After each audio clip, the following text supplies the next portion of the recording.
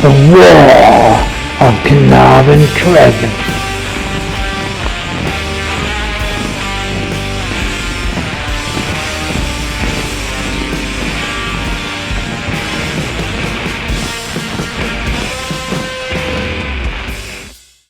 The surveillance system in the garden was amazing. Over the next few months, I managed to catch videos of foxes and hedgehogs walking in and out of my garden.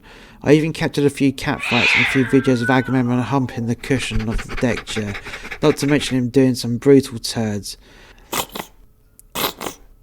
They were Mr. Wicker style turds, rim splitting turds, and even on one occasion a projectile diuretic turd of tsunami proportions, but nothing of Haggathur the Hexperts doing anything untoward.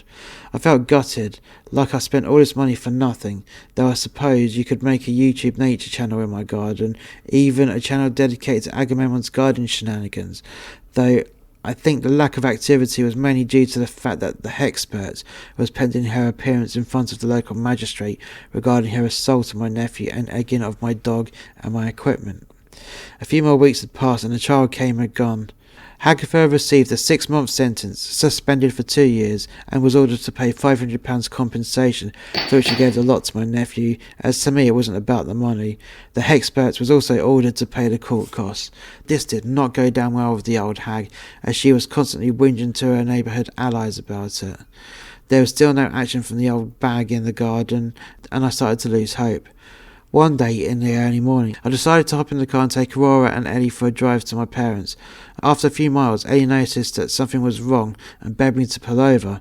I didn't notice the things I was concentrating on the road, but I pulled over to the hard shoulder anyways. It was then that I noticed the problem. The passenger side was lower than my side. Fuck's sake, I said as I switched on my hazard lights. Ellie got Aurora out of the car and took her to a safe place, whilst I got out and went over to the boot. It didn't take me long to pull the spare tyre and tools out of the boot, and it was very fortunate that it wasn't pissing it down with rain. Once everything I needed was dumped on the hard shoulder, I wheeled the spare to the forward passenger side and returned to get the tyre iron and jack. It took absolutely ages to remove the old wheel, as the locking nuts were tightened by a rail gun by the mechanics when I had the last tyre change. All 4 tyres were relatively new, as they were an advisory on the last MOT. It took a lot of elbow grease and a few kicks, but each locking nut eventually gave way. I pulled the old wheel off and dumped it onto the hard shoulder and placed a new wheel in position. It didn't take long to secure the locking nuts and then release the jack. My hands were absolutely filthy, as I had no rags knocking about. I just wiped as much grime off with my t-shirt. Oh well, I thought, I could just buy a new one when we passed through the town centre en route to my parents. As I picked up the wheel with the flat tyre, I noticed a piece of metal shimmer in the sunlight. This piece of metal was slap bang in the middle of my tyre tread. This made me suspicious. I wheeled the flat tyre to the boot and had a rummage around the toolbox. I pulled out my old Leatherman, opened it up and pulled out the pliers. After a few attempts, I managed to dig out the piece of metal.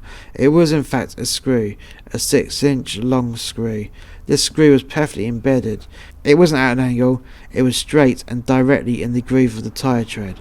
I placed the screw in my hoodie pocket and dumped the tools back into the toolbox, and then dumped the flat tyre back into the boot, not bothering to lift the floor.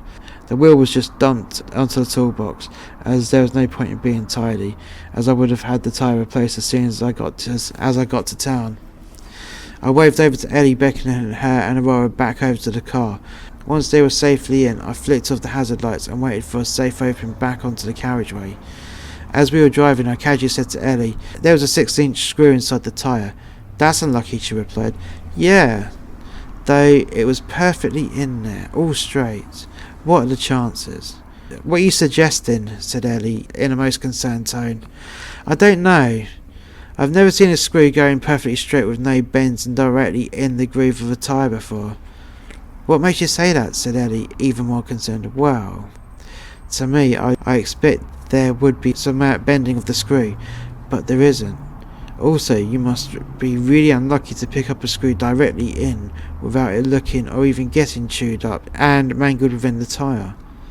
I pulled out the screw from the back pocket and handed it over to Ellie. "Here, take a look." Ellie looked but said nothing. After a few minutes of silence, I just said, "Well, I guess we were just unlucky. What are the odds?" Ellie agreed with me, but I just knew it was too suspicious to be a random occurrence. I just didn't buy it. Had Hagatha the hunchback hexpert fucked with my car? It sure as hell felt like it, but with no proof, what could I do? We eventually reached my parents' house, and after a small faff of finding me a new t-shirt, we were all ready to enjoy ourselves in the company of my parents. I decided not to dick around too much with getting the tyre sorted, as I could always do that another day. Exactly a week after the incident with the tyre, I noticed that the same one was flat again before I got into the car. After being suspicious after the last time, I made it a routine to do a full check on every tyre, just to play it safe. After half the time I would be driving around with Aurora whilst Ellie was working her day job. Fortunately today I was on my own. Ellie was at work and Aurora was at her grandmother's, while I was still doing some repairs on a friend's sound desk. I just never liked the idea of having a soldering iron switched on whilst the baby was playing in the same room. I was pissed right off. Not only had I just replaced the tyre with a new one a few days earlier, but it was flat again. I grumbled my way to the boot, and once again I got the spare tyre and tools out. Once I jacked the car up and removed the wheel yet again on inspection, there was a 6-inch screw perfectly in the groove of the tyre. Once I finished the swap out, I took the screw back to the house and went back to the kitchen. On the window ledge was the first screw. They were identical in every way. "Sabotage!" I shouted. I just knew it. I just knew it was the old hunchback old bitch. But I was lacking the proof. I knew that if I phoned the police, they'd do absolutely nothing. In a blind rage, I opened up the back door and went into my shed.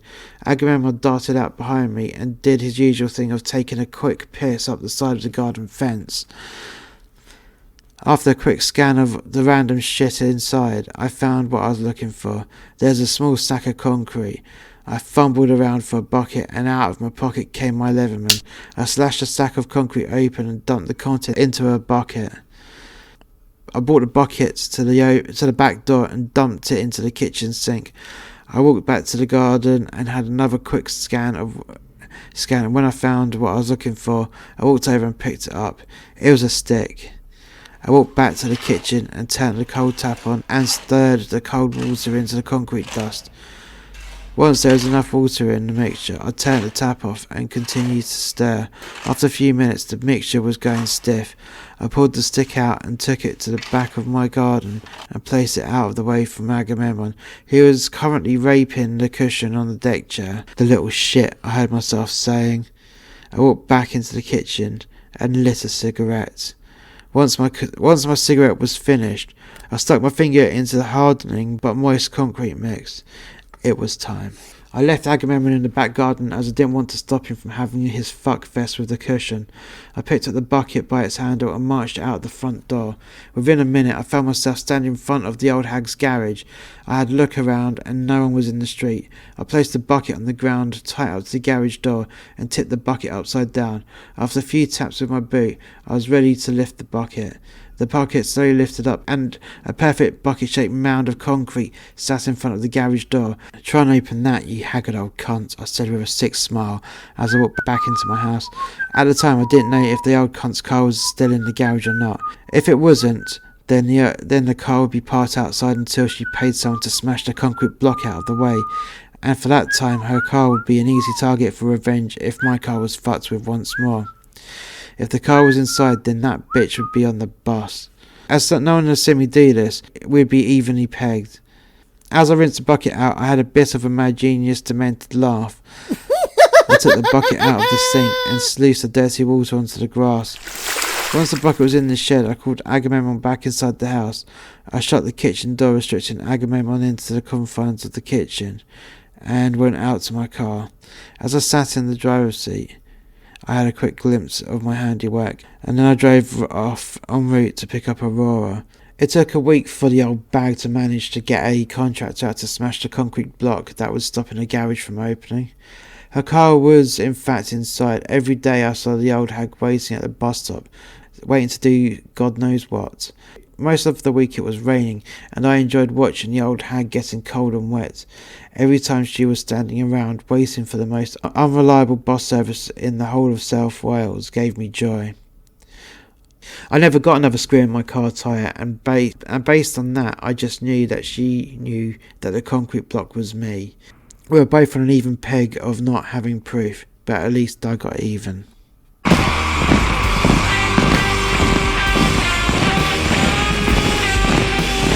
Thank you for listening to the War of Caernarvon Crescent. If you've enjoyed this production from Master X Media, why not check out more content by clicking the link in the description below. Until next time, soldier.